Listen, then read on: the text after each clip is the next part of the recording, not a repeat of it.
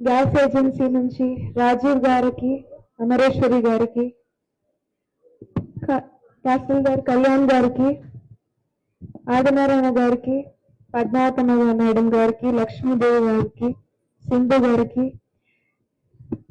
వేదిక మీద ఉన్న మిగతా పెద్దలందరికీ, ఇక్కడికి వచ్చేసిన మహిళలందరికీ, అమ్మాయిలందరికీ పేరు పేరున నమస్కారాలు.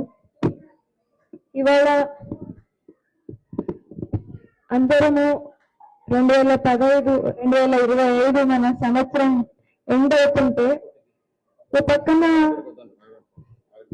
ఈ సంవత్సరం మనకి ఈ కూటమి ప్రభుత్వం వచ్చాక ఈ సంవత్సరంలో మనం ఏమేమి మంచి చూసామో ఒకసారి గుర్తు తెచ్చుకోవాలి.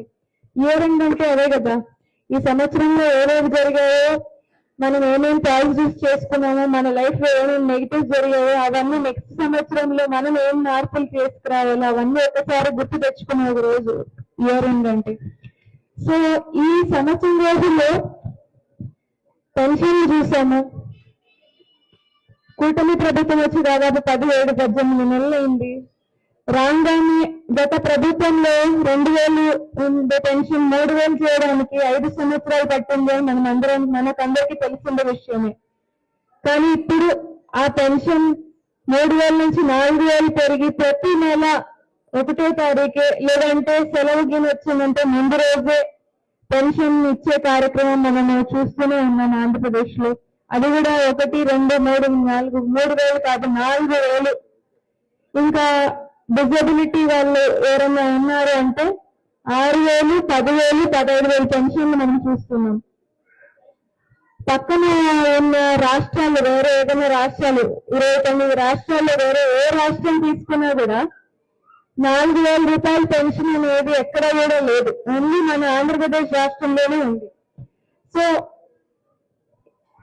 పెన్షన్లు మన హక్కుగా భావిస్తాం కానీ ఇక్కడంతా, కానీ మన రాష్ట్రానికి ఉన్న ఆర్థిక పరిస్థితిలో ఇంత కష్టాల్లో ఉన్న పరిస్థితిలో కూడా 4,000 పెన్షన్ కేటాయించి దాదాపు పుట్టపర్తి నియోజకవర్గం ఒక్కటే తీసుకుంటే 34,498 మందికి ఇవాళ కూడా పెన్షన్ పంచేయచ్చాను నేను చాలా మందికి.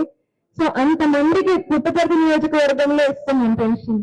అంటే దాదాపు 18 కోట్ల రూపాయలు, 18,34,00,000 రూపాయలు ఈ పెన్షన్ రూపంలో ఒక్క రోజులో ఇవ్వడం జరుగుతుంది. అంటే సంవత్సరం పొడుగుతులు తీసుకుంటే 184 కోట్ల రూపాయలు. ఇది కేవలం పుట్టపర్తి నియోజకవర్గం మనం వేరే మొత్తం రాష్ట్ర వ్యాప్తంగా చెప్పడం లేదు. రాష్ట్ర వ్యాప్తంగా తీసుకుంటే దాదాపు 2,700 కోట్ల రూపాయలు ఈ రోజు డిస్ట్రిబ్యూట్ అవుతుంది. అంటే ప్రతి నెల 1వ తారీఖు డిస్ట్రిబ్యూట్ అయ్యే అమౌంట్ అది.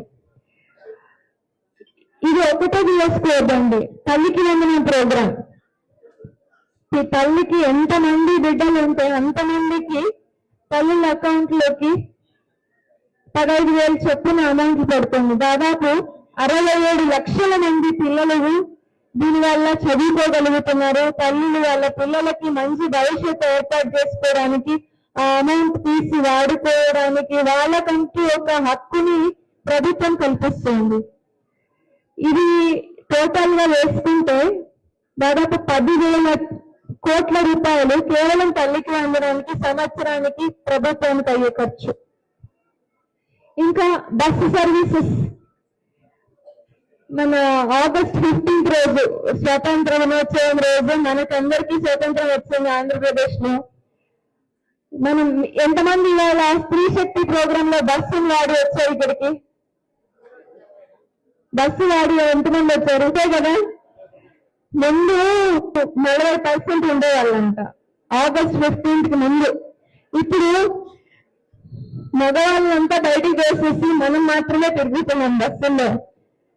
ఏ బస్సు చూసినా మహిళలే కనిపిస్తున్నారు. సో ఇది నౌకాలకు చెప్పినా కూడా ప్రభుత్వము మనకి ఒక స్వేచ్ఛను కలిగిస్తుంది. అంటే ఈ స్వేచ్ఛని కరెక్ట్ గా వాడుకోండి. ఉద్యోగాలకి వెళ్ళే వాళ్ళకి దీని నిజమైన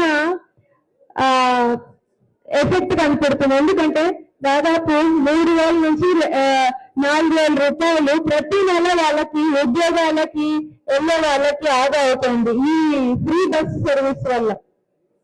సో మనకి కూడా బయటికి వెళ్ళి వేరే ఏదైనా ఉద్యోగ అవకాశాలు తీసుకోవడానికి కానివ్వండి, కొత్త ఆలోచనలతో మన ఇంటిని అభివృద్ధి చేసుకోవడానికి మహిళలకు ఇచ్చిన ఒక పవర్ అది. దాన్ని కరెక్ట్ గా ఉపయోగించుకుంటే, అక్క మీ అందరి కోసం ఇది చెప్తాను లేదు.